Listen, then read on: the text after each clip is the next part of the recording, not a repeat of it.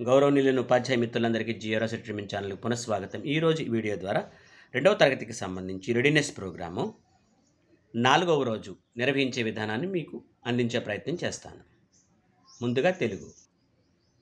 పిల్లలు, ఇప్పుడు మీకు ఒక కథ చెప్తాను, జాగ్రత్తగా వినండి. ఆఖరణ మనం కథకి సంబంధించి కొన్ని ప్రశ్నలు అడుగుతాను, చక్కగా సమాధానాలు చెప్తారు కానీ.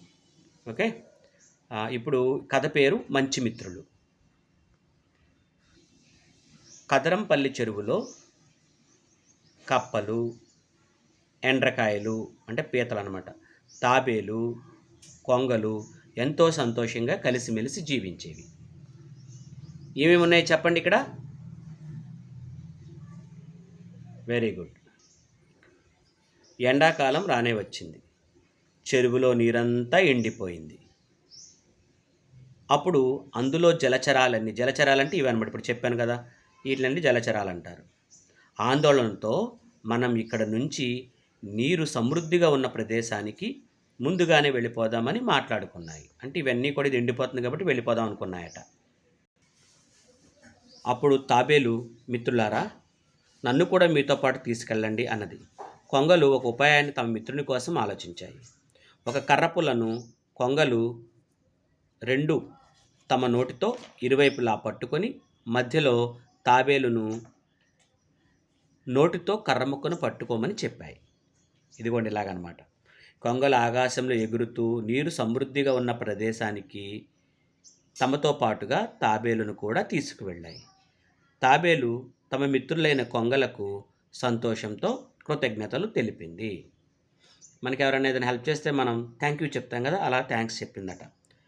ఈ కథని మీలో ఎవరైనా చెప్తారా? Very good. మరో ప్రశ్న. ఈ కథ ద్వారా మీరేం తెలుసుకున్నారు? మూడో ప్రశ్న. చెరువులో నివసించే జంతువుల పేర్లు చెప్పండి. Very good. నీవే కొంగ స్థానంలో ఉంటే ఏం చేస్తావు? మీరే కొంగలా ఉన్నారనుకోండి, తాబేలుని తీసుకెళ్తారా, తీసుకెళ్ళరా? వెరీ గుడ్, చాలా బాగా చెప్పారు. దీంతో మీకు తెలుగు పూర్తయింది. లేదు, పూర్తవలేదు. మీలో కొంతమంది తాబేల్లాగా, కొంతమంది కొంగల్లాగా యాక్ట్ చేసి, ఇదిగోండి పిల్లలు చేస్తున్నారు చూసారా, అలా పట్టుకుని మీరు చక్కగా వెళ్ళండి. ఈ కథని మీ టీచర్ గారు చక్కగా మాస్కులు తయారు చేసి మీకు యాక్షన్ చేయిస్తారు, చక్కగా చేయండి. పిల్లలు, మీ టీచర్ గారు నేలపైన ఇలాగ చక్కగా అక్షరాలు రాస్తారు. మీరు అట్లా పట్టుకుని చుట్టూ తిరుగుతూ ఉండాలి. మిమ్మల్ని ఎప్పుడు స్టాప్ లేదా ఆగు అన్నారో అక్కడ ఆగి మీ ముందు ఉన్నటువంటి అక్షరం ఏంటో మీరు చెప్పాలన్నమాట. సో దీంతో ఇప్పుడు మీకు తెలుగు పూర్తవుతుంది. పిల్లలు, మీ టీచర్ గారు మీకు ఆల్ఫాబెట్ ఉన్నటువంటి కార్డ్స్ చూపిస్తారు. ఒక్కొక్క కార్డు పైన ఒక్కొక్క లెటర్ ఉంటుంది. మీ టీచర్ గారు ఏ లెటర్ అయితే చూపించారో ఆ లెటర్ మీరు చక్కగా చెప్పాలి.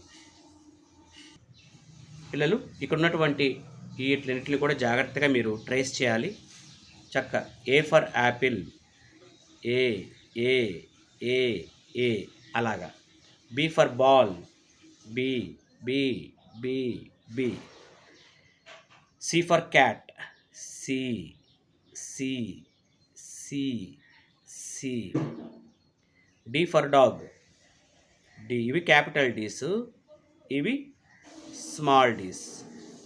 సో ఇలా మీరు మొత్తం ఇక్కడ ఉన్నటువంటి అన్ని లెటర్స్ కూడా ఏ నుంచి జెడ్ వరకు ఉన్న అన్ని లెటర్స్ని చక్కగా ట్రేస్ చేసి మీ టీచర్ గారికి చూపించండి. పిల్లలు, ఒక్కసారి చిత్రాన్ని చూడండి. మనం 10ని ఎన్ని రకాలుగా ఫామ్ చేయొచ్చో చెప్పారు. చూడండి, ఇక్కడ 1 అని చూపించారు. ఇక్కడ ఎన్ని చూపించారు? 9 చూపించారు. సో 1, 9 కలిపితే 10. అలాగే ఇక్కడ చూడండి, ఎన్ని ఫింగర్స్ చూపించారు? పిల్లలు ఇక్కడ చూడండి, ఎన్ని ఫింగర్స్ చూపించారు? 2. ఇక్కడ 8. మొత్తం అంతా 10. ఇక్కడ ఎన్ని? 3. ఇక్కడ 7. మొత్తం ఎన్ని? 10. తర్వాత